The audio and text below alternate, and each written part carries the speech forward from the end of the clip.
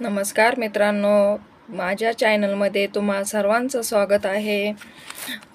प्रत्येक महिन्यात संकष्ट चतुर्थी ही येतेच, पण ज्यावेळी ही तिथी एखाद्या मंगळवारी येते तेव्हा त्या तिथीच्या चतुर्थीस अंगारकी चतुर्थी असे म्हणतात। मात्र कालगणनेच्या खेळात ही अशी चतुर्थी फार कमी वेळा येते। ही चतुर्थी साधूंचे गणेश भक्त ते अंगारकी चतुर्थीचे व्रत करतात त्यांना श्री गजाननाच्या कृपेने मोठे पुण्य लाभते। त्यांच्या मनोकामना पूर्ण होतात। गणेशाचा कृपाप्रसाद त्यांना लाभतो। या अंगारकी चतुर्थीचा कथा पण अत्यंत सुंदर आणि श्रवणीय आहे। ती कथा आपण श्रवण करूया। शिप्रा नदीच्या काठावर अवंती नावाची एक नगरी होती। त्या नदीच्या काठावर जे अनेक ऋषी मुनींचे आश्रम होते त्यातच एक आश्रम हा भारद्वाज नावाच्या ऋषींचा होता। भारद्वाज ऋषी हे एक महान तपस्वी आणि अग्निहोत्री होते। त्यांच्या आश्रमात अनेक विद्यार्थी विद्यार्जन करीत। एकदा ते भारद्वाज ऋषी पहाटे शिप्रा नदीवर स्नानास गेले तेव्हा त्यांनी असे पाहिले की स्वर्गलोकीच्या काही अप्सरा त्या नदीपात्रात स्नान करीत होत्या।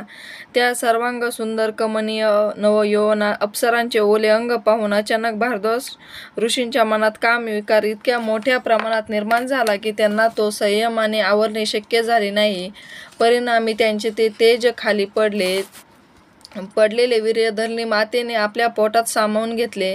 झाल्या प्रसंगाने भारद्वाज ऋषी मात्र मोठे खजील झाले। त्यांनी कसेबसे आपले चंचल मनास आवरले, नित्याचे स्नान केले, झाल्या गोष्टीबद्दल ईश्वराकडे क्षमा मागितली आणि ते आश्रमात परत आले। पुढे आपल्या नित्याच्या दानधारणा, तपसाधना, विद्यादान या कामात त्यांनी ती घटना विसरल्यासारखी झाली। मात्र इकडे असे झाले की त्या ऋषी वीर्यापासून पृथ्वीला एक लालबुंद तेजस्वी असा बालक झाला। तिने त्याचे नाव भौम असे ठेवले। भौम म्हणजे मंगळ, लालसर रंगाचा तेजस्वी।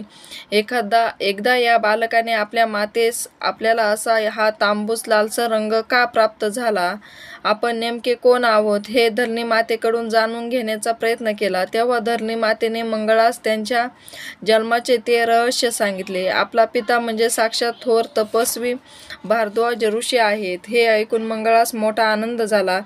त्याच्या मनात पित्याची भेट घेण्याची प्रबळ इच्छा निर्माण झाली। तेव्हा धरणी माता एका मातेचे रूप घेऊन त्या मंगळास त्या भारद्वाज ऋषींच्या आश्रमात घेऊन आली। ऋषींनी जेव्हा त्या भेटीस आलेल्या बालकाचा आणि आपल्या पिता पुत्राचा संबंध असल्याचे कळले तेव्हा प्रथम भारद्वाज ऋषींना मोठे आश्चर्य वाटले।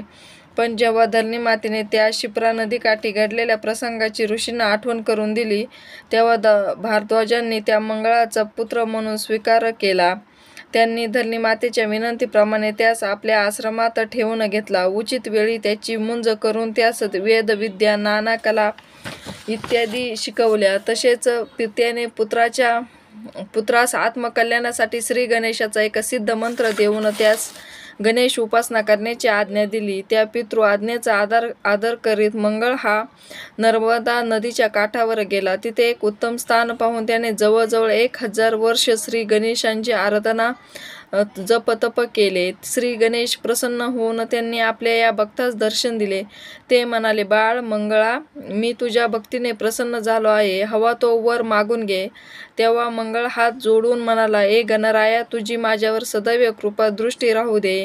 मग स्वर्ग लोकीचे अमृत मिळू दे। आज ज्या तिथी अनवारास तुम्हाला प्रसन्न होऊन हा दर्शन प्रसाद दिलास तो दिवस तुझ्या व्रताशी जोडला जाऊ दे। तेव्हा प्रसन्न झालेले गणराज म्हणाले, हे भूमिपुत्रा, तू भौम या नावाने ओळखला जाशील, तुला अमृताचा लाभ मिळेल। आज मंगळवार अन चतुर्थी तिथी आहे। असा योग जेव्हा येईल ती तिथी तुझ्या नावाने अंगारकी चतुर्थी म्हणून ओळखली जाईल।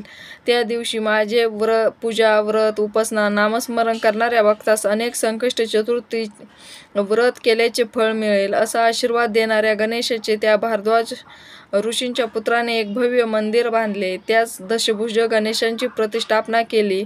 त्या गणेशाने मंगळाने मंगलमूर्ती असे नाव ठेवले। असेच नवीन व्हिडिओ ऐकण्यासाठी चॅनलला लाईक आणि सबस्क्राईब करा। व्हिडिओ ऐकल्याबद्दल धन्यवाद।